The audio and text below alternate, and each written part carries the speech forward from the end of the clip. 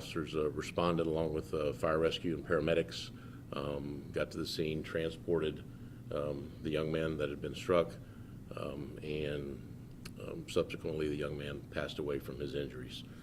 This is a horrific accident that occurred this morning. It appears obviously 20 days before Christmas, it makes it even worse. So our chaplains are up with the parents now. The parents are the mother's en route. If she's not at the hospital by now, the dad was already there. Mom was out of town, so we had to notify her. And the school bus driver stopped immediately. So obviously we're providing some services to the school as well. Polk County School Board is very good with that. They're providing services to the students, and counselors are available if needed. And at this point, it's really early in the investigation, but we wanted to provide you guys with the update that we could give you at the time. So, what can you tell us about the facts of the accident? It appears that the young man was on a bicycle riding to school. He attended the Central Florida Aerospace Academy, which is a charter school, I believe. And it was on his way to school. So it was about 7 o'clock, a couple minutes before 7, when he tried to cross the roadway. He was heading from south to north, crossing the roadway, and he looks like he crossed that in front of the path of the school bus. Doesn't appear that the school bus was speeding. Doesn't appear speed was a factor that the school bus driver did anything.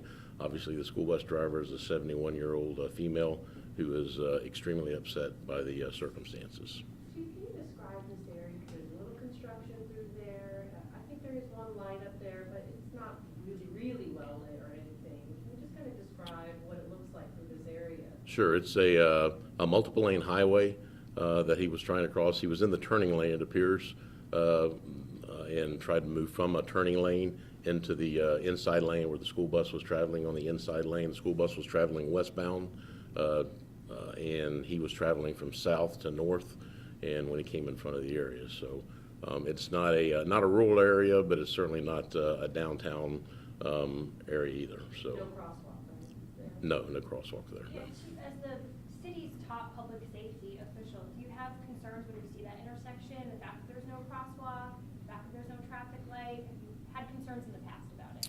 Yeah, no, we haven't. It's certainly an area that's being developed. I mean, at one point, those were all cow pastures.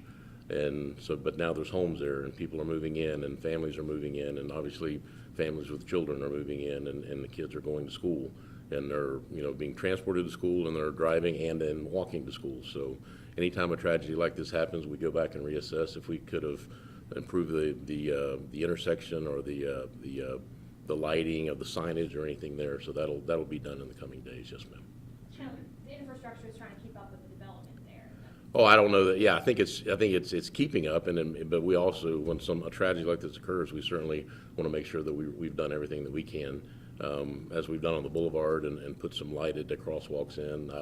That'll be up to the traffic engineering folks. I'm not a traffic engineer, but they'll certainly take a look at that. Usually when you see schools, there usually are crosswalks, and I mean, there's just nothing there. So how else I know it's not your right, but how else are kids supposed to get to school when there's not a crosswalk, a safe way for them to get to school? Right. Well, there are intersections and there are roadways all over the city of Lakeland and all over this county and the state where people and kids cross over. So I don't want to start ascribing any sort of responsibility or blame either to the roadway, the bus driver, and or the young man for that point. I mean, it's I can't imagine what his family's going through right now, with 20 days before Christmas, and, they're looking at their 15-year-old son in the emergency room, so it's horrific. My heart breaks for the family. So, but I in the coming days, those questions will be answered, yeah. Chief, did he have any lights on his bike or reflective tape on his person?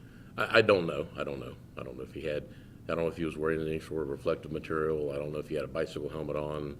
I just don't know the answer to that. I haven't looked at the pictures yet. What would you say to other parents, and because there's that neighborhood right there across, and maybe they have kids that bike to school? Would you give them any advice right now, just to maybe be taking them by car or anything like that, because there is construction in that area? First advice I would give is to hug your kids, right?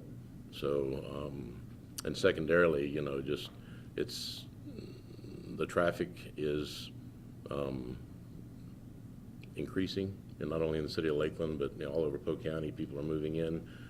We're a place that people want to move to, So that makes it tough, and so, you know, parents are gonna take care of their kids, so I'll leave that judgment up to the parents. And was this accident within a school zone area? Do you know if there was? No, any ma'am. type of law enforcement around? No, it's not a school zone area. There's no markings on the roadway for traffic to slow down. There's no signage that I'm aware of that designated as a school crossing area or a school in the area. The school is still, from that area, I don't want to say quite a ways away, and I don't know exactly how far away, but it's not like he was just crossing the road and the school was there. He still had a little bit of a ride to go to get there. All right. Anything else? I appreciate you coming out, so thank you. We're done? All right. Thank you. All right. Same.